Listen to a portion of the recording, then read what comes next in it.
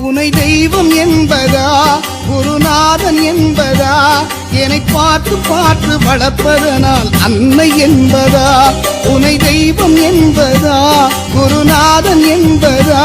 என்னை பார்த்து பார்த்து வளர்ப்பதனால் அன்னை என்பதா உனை கடவுள் என்பதா கருணை வடிவம் என்பதா உனை கடவுள் என்பதா கருணை வடிவம் என்பதா ஐயா ஞானதானம் தந்த உன்னை தந்தை என்பதா உனை தெய்வம் என்பதா குருநாதன் என்பதா